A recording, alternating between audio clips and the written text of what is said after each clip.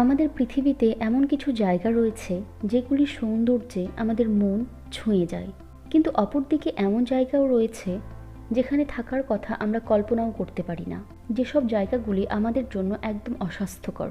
আজ আমরা পৃথিবীর এমন কিছু জায়গা দেখব যেখানে থাকার কথা ভাবলেই মানুষের মন খারাপ হয়ে যেতে পারে। এইরকম ইনফরমেটিভ ভিডিও পেতে চাইলে লুকোচুরি কেয়ার চ্যানেলটিকে সাবস্ক্রাইব করুন। নাম্বার 1, কান্ডুভান ভিলেজ।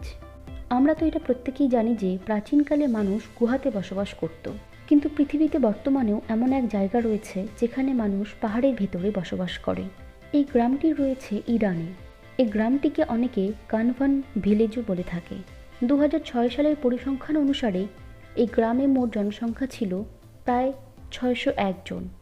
বর্তমানে এই গ্রামের জনসংখ্যা বৃদ্ধি পেয়েছে। আধুনিকতার ছোঁয়া এখনও এই গ্রামে পৌঁছায়নি। গ্রামের প্রত্যেকটি বাড়ি প্রাচীন ক্ষয়প্রাপ্ত পাথর দিয়ে তৈরি হয়েছে। সময়ের সাথে সাথে এই পাহাড়গুলি ক্ষয়ের কারণে এগুলি শঙ্কু আকৃতির হয়ে গিয়েছে। তবে এইরকম পাহাড়ে থাকা যথেষ্ট বিপজ্জনক একটি ব্যাপার। এই গ্রামটিকে দেখে প্রাচীন সভ্যতার কোনো নিদর্শন বলে মনে হয়। Number 2, Makoko. ইতালির শহর ভেনাস তার সৌন্দর্যের জন্য বিখ্যাত। এই শহরটি জলের ওপর অবস্থিত। ভেনাস শহরের সুন্দর রূপ এবং তার মনোরম জলবায়ু উপভোগ করতে বহু পর্যটক সেখানে ভিড় করে। কিন্তু পৃথিবীতে এমন আরেকটি জায়গা রয়েছে যেখানে জলের উপরে জনবসতি গড়ে উঠেছে। এটি হলো নাইজেরিয়ার মাকোকো, যেটিকে অনেকে আফ্রিকান ভেনাসও বলে থাকে। এই গ্রামটিতে প্রায় 2 লক্ষেরও বেশি মানুষ বসবাস করে। এছাড়া এই জায়গাটি ভীষণ অস্বাস্থ্যকর এবং নোংরা।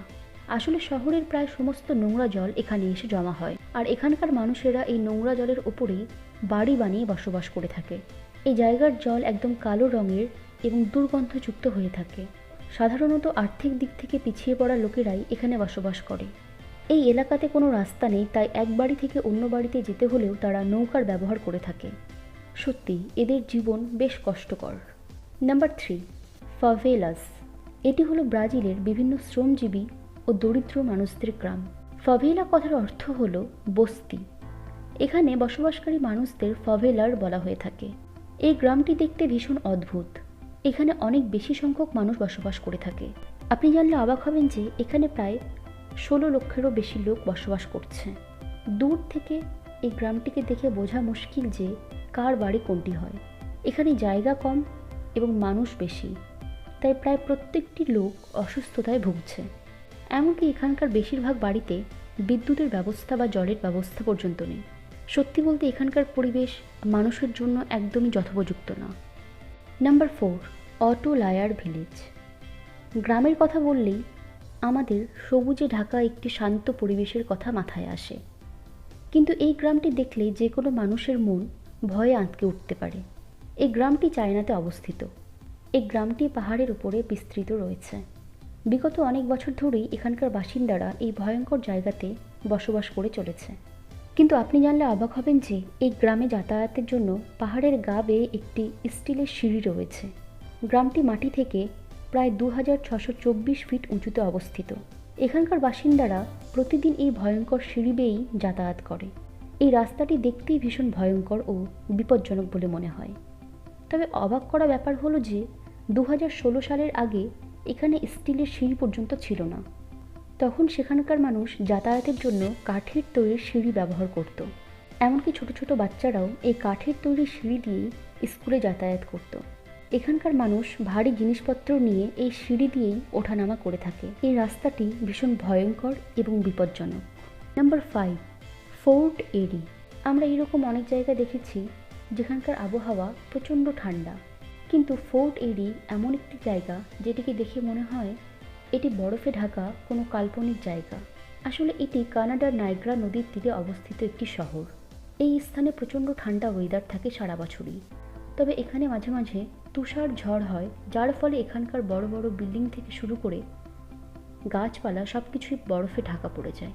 এই এলাকাটিকে দেখে মনে হয় যেন কেউ পুরো শহরটিকে ডিপ ফ্রিজ করে দিয়েছে। সারা বছর এখানে ঠান্ডা ওয়েদার থাকলেও শীতকালে এই জায়গাটির তাপমাত্রা একদম মাইনাসে চলে যায়। এখানকার বাসিন্দারা ভয়ঙ্কর প্রাকৃতিক পরিবেশের সাথে মোকাবিলা করেই বসবাস করছে। এই জায়গাটিকে দেখতে ভারী সুন্দর লাগলেও বাস্তবে এখানকার বাসিন্দাদের জীবন বেশ কষ্টকর। তারা তাদের প্রত্যেকটি দিন বেশ লড়াই করে বেঁচে থাকছে। Number 6, tunnel home.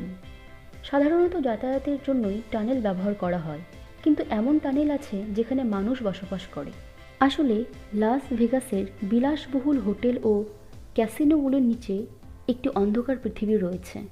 এই পৃথিবী সম্পর্কে অনেকেই অজানা।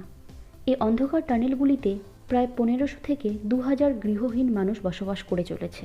আর্থিক দিক থেকে পিছিয়ে পড়া মানুষেরাই এই টানেলগুলিতে জায়গা করে নিয়েছে নিজেদের, কারণ এখানে থাকার জন্য তাদের কোনো টাকা দিতে হয় না।